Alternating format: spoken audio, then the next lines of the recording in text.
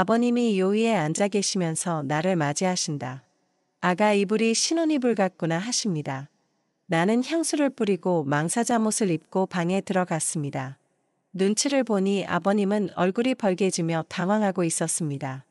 결정적으로 후킹을 해야겠다 싶어서 옆으로 다가서며 아버님 방바닥 따뜻해요 하면서 옆에서 방바닥을 만졌습니다. 갑자기 아버님이 저를 확 끌어안으며 바닥에 넘겼습니다. 아가 내 좀 제발 살려도. 내 미치겠다. 목욕탕에 있는 그 빨갛고 조그만 빤소는 뭐야? 인간의 본능을 은밀히 조금씩 터치하는 혼자 보는 소설. 지금 불금 8시 구독 부탁합니다. 오늘 아버님 90에 하늘에 오르다. 그 긴 세월 동안 감사했습니다 아버님. 다음 생에서는 아버님 여보할게요. 35년 전 그때가 떠오릅니다. 가난한 농사꾼 3남매의 장녀로 태어났습니다. 나는 중학교 졸업 후 서울 와서 취직해서 야간 여상을 다녔습니다. 그리고 또 간호사가 되고 싶어 간호학원에 다녔습니다. 다행히 운이 좋아 괜찮은 산부인과에 취직되어 간호원 생활을 했습니다. 23살에 친구 소개로 남편을 만나게 되었습니다. 남편은 덤프트럭을 한 대 가지고 직접 현장을 다니며 일을 했습니다. 지방 출신인 남편은 중조루 고향에서 나와 정비 공장에 들어갔습니다. 손재주가 좋아 정비 일을 잘했고 공장에서 인정을 받았습니다. 그러다 20대 후반에 모은 돈에다 대출을 받아 덤프트럭을 한 대 구입했습니다. 그리고 현장 일을 다니며 돈을 벌었습니다. 경기 좋고 정비 실력 있고 자기 트럭을 가진 남편은 돈을 잘 벌었습니다. 가난한 집안의 장녀인 나는 남편의 능력을 높이 샀습니다. 그때 그 시절에는 돈 잘 벌면 장땡이던 시절이었습니다. 원래 한미모하던 나를 남편이 죽자사자 따라다녀 결혼했습니다. 결혼 후 남편은 성북동 쪽에 근사한 양옥을 마련했습니다. 나는 간호원을 그만두고 전업주부로 눌러 앉았습니다. 시댁은 시어머니 돌아가시고 출가한 시누이와 시아버지만 계셨습니다. 시골에서 올라와 성공한 뿌듯한 세월이었습니다. 시골에서 우리 집에 놀러 오신 부모님은 너무 좋아하셨다. 딸 하나 잘 놓아서 말년이 편하게 생겼다고 너무 좋아하셨다. 막내 처남 대학 공부는 자기가 시킨다고 남편이 호기롭게 말했습니다. 너무 감사하고 남편이 자랑스러웠습니다. 남편은 남존여비 사상은 심했지만 대체로 내게 잘했습니다. 결혼하고 3년이 지났지만 임신이 되지 않았습니다. 남편은 아들을 내심으로 간절히 원하고 있었습니다. 혹시 나에게 문제가 있냐 싶어서 걱정이 확 들었습니다. 만약 나에게 문제가 있다면 남편은 이혼을 하자 할 것입니다. 이혼은 절대 안 된다 그럼 큰일 난다 하는 대걱정이 들었습니다. 그 전에 근무하던 병원에 갔는데 다행히 이상이 없다고 한다. 원장님이 남편 검사를 받아보자고 하십니다. 집에 가서 남편에게 그 이야기를 했습니다. 남편이 무슨 말도 안 되는 이야기를 하느냐면 싫어했습니다. 그래도 살살 달래서 하자고 해서 잠시 시간을 내주었다. 검사 결과는 자기 집안 가니까 그냥 내 혼자 보러 가라고 했습니다. 갔더니 결과는 남편한테 문제가 있다고 하십니다. 이 일을 어찌해야 하나 막막했습니다. 남편한테 이야기하면 저 성격상 틀림없이 길길이 뛸 것입니다. 그리고 내한테 문제가 있다는 거 증명한다며 바람이라도 피울 것입니다. 지금도 바깥에 여자가 있는 눈치인데 대놓고 바람 피울 것입니다. 일단 남편한테 가서는 병원에서 이상 없다고 하더라고 했습니다. 초조해 말고 느긋하게 있으면 임신된다고 하더라고 전했습니다. 원장님한테는 내가 말할 테니까 본인에게 연락 마시라 부탁드렸습니다. 며칠을 고민을 하고 있는데 마침 시누이가 전화가 왔습니다. 시아버지가 몇 달 전부터 속이 안 좋다고 하니 병원에 데려가 보래요. 시어머니 위암으로 세상 뜨서 그게 좀 무서웠나 봐요. 울 시아버님 시골에서 혼자 농사를 지으시며 살고 있습니다. 서울 근교이고 고향이고 해서 서울 와서 살아라 해도 안 오세요. 남편하고 달리 선량하고 남한테 양보 잘하는 착한 성격입니다. 며느리 사랑은 시아버지라고 저를 끔찍하게 아끼세요. 그때 번쩍하고 떠오른 기발한 아이디어가 있었습니다. 아, 이러면 모든 문제가 해결되겠구나. 저는 아버님께 전화해서 며칠 날 내시경 예약했으니 오시라 했습니다. 아버님은 너무 고마워하며 꼭 날짜 맞춰서 오신대요. 며칠 후 남편이 지방 현장을 일주일 간다고 했습니다. 남편한테 시아버지 오셔서 내시경 검사 받으러 간다고 했습니다.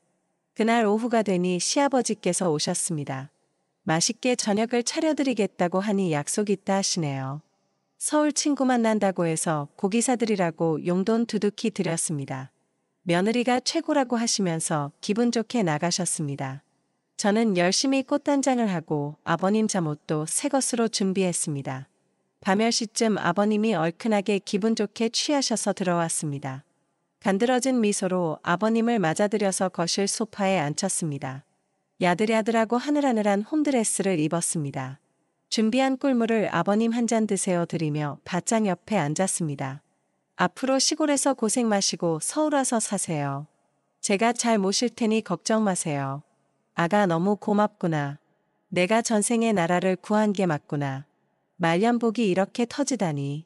오호호 무슨 말씀하세요 아버님. 자식된 도리로서 당연히 해야죠. 제가 불효시처럼 아버님 비위를 딱 맞춰드렸습니다. 아버님 혹시 아들한테 딸한테 말 못할 고민은 저한테 하세요. 어머님 떠나시고 적적하시죠. 혹시 말동무라도 하실 참한 과부댁 제가 한번 알아볼까요? 제가 그렇게 말하자 아버님은 눈이 휘둥거려지신다. 아니야 아니야 고맙지만 그렇게까지 할 거 있나? 아니에요 자식된 도리로 제가 살펴야 되는데. 이렇게까지 내가 말하고 살짝 아버님을 보니 너무 감동해 하시며 고맙구나 하시며 눈물을 글썽이신다.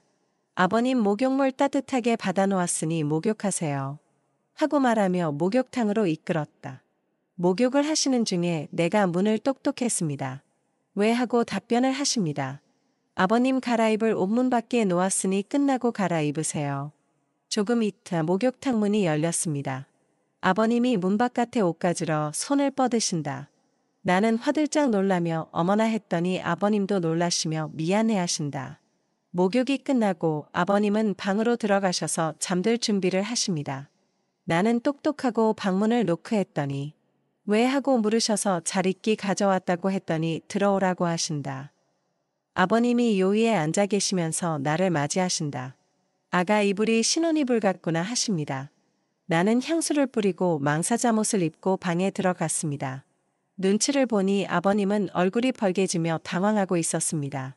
결정적으로 후킹을 해야겠다 싶어서 옆으로 다가서며 아버님 방바닥 따뜻해요 하면서 옆에서 방바닥을 만졌습니다. 갑자기 아버님이 저를 화학 끌어안으며 바닥에 넘겼습니다. 아가 내 좀 제발 살려도. 네 미치겠다.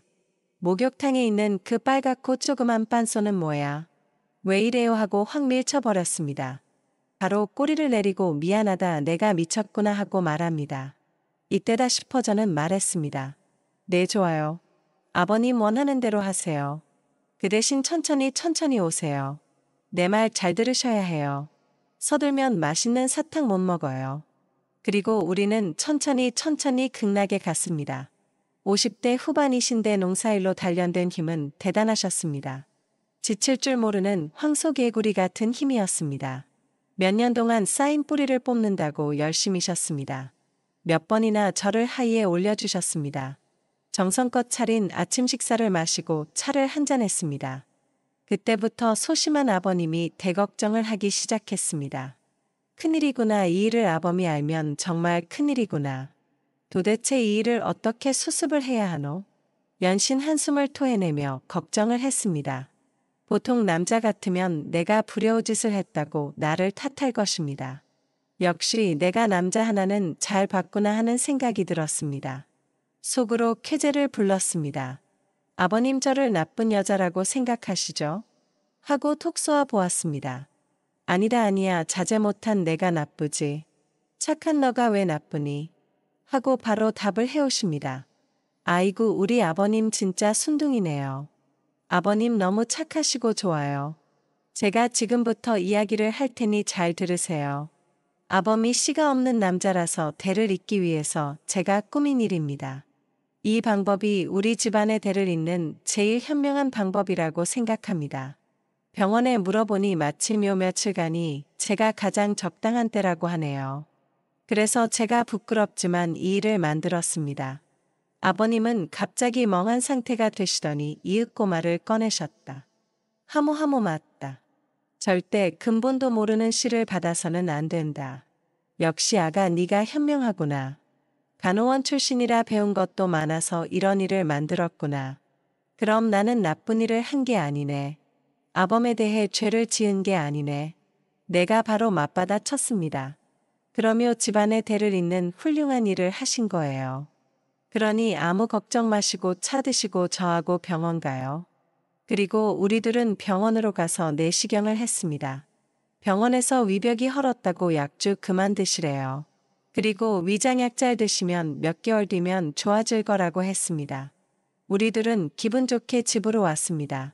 집에 와서 제가 아버님 외투를 벗겨드렸습니다. 그리고 아버님 귀에 입을 대고 조용하게 속삭였습니다. 아버님 어서 씨 뿌려주셔야죠. 아버님이 신이 나서 씩씩하게 답을 했습니다. 아 그래 어서 씨를 뿌리자. 이 며칠간 열심히 꽃밭에 씨를 뿌려야지. 농사꾼이 파종기에 당연히 씨를 뿌려야지. 제가 한마디 더 했습니다. 천천히 부드럽게 정성 들여 씨를 뿌려야 합니다. 막 뿌리면 싹이 안 나요. 싹이 안 나면 근본도 모르는 씨가 들어와요. 아버님이 굳은 표정으로 답합니다. 하모하모 정성껏 씨 뿌려야지. 삼신할미한테 꼭 아들 좀 지어달라고 해야지.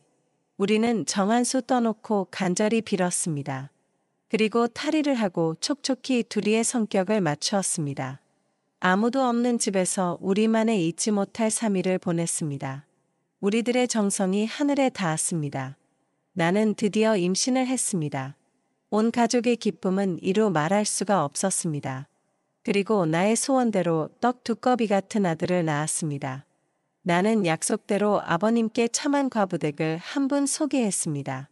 아버님은 그분과 재혼해서 편안한 노후를 보냈습니다. 그리고 우리는 다시는 같은 일을 벌이지 않았습니다. 남편은 둘째를 원했지만 될 일은 아니었습니다. 대신 남편을 닮은 아들이 너무 잘 컸습니다. 가난 때문에 학업을 포기했던 남편 소원을 풀어주었습니다. 우리나라 최고대학 법대를 아들은 들어갔습니다. 잘 키운 아들 하나 10자식이 부럽지 않았습니다. 안정된 가정을 바탕으로 남편의 사업은 번창했습니다. 나중에 내재한 대로 부동산에 투자해서 큰 부자가 되었습니다. 아들은 아버지 소원대로 법대를 나와 판사가 되었습니다. 좋은 집안의 여식과 결혼하여 이남일녀의 손주가 생겼습니다. 남편은 손주가 셋이나 생기니 완전 싱글벙글입니다. 우리가 드디어 서울 명문가가 되었다고 남편은 대만족입니다.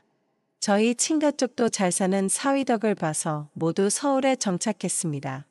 동생은 매형장학금으로 대학 나와 대기업 취직해서 잘 살고 있습니다. 그렇게 우리는 좋은 세월을 만나서 편안한 삶을 살았습니다. 아버님과 나는 평생 좋은 관계를 유지했습니다. 항상 나를 존중했고 내 말에 귀를 기울였습니다. 아버님에 대한 고마움은 이루 말할 수가 없습니다. 오늘 아버님을 고향의 선영에 묻었습니다. 내려오는 길에 만난 파란 하늘에 흰 구름 하나가 떠 있습니다. 하늘에 대고 조용히 외쳐봅니다. 사랑해요 아버님. 다음 생에서는 아버님 여보할게요. 가난한 농촌에서 장녀로 태어난 제가 살기 위해서 한 짓이었습니다. 물론 사람으로서는 해서는 안 되는 일이었습니다. 하지만 사랑했던 할머니의 유언이 제 가슴에 박혀 있습니다. 산 사람은 어떡하든지 살아나가야 한다. 여보 미안해요. 오늘 이야기는 여기까지입니다. 이 이야기가 편안한 주말을 열어드릴 것입니다. 2025년 새해가 시작되었습니다. 구독자 여러분 지금 있는 자리에서 편안한 한 해가 되십시오. 100세까지 팔팔하셔서 오래오래 구독해 주십시오. 다음 주 불금 8시에는 더 짜릿한 혼자 보는 소설로 찾아뵙겠습니다.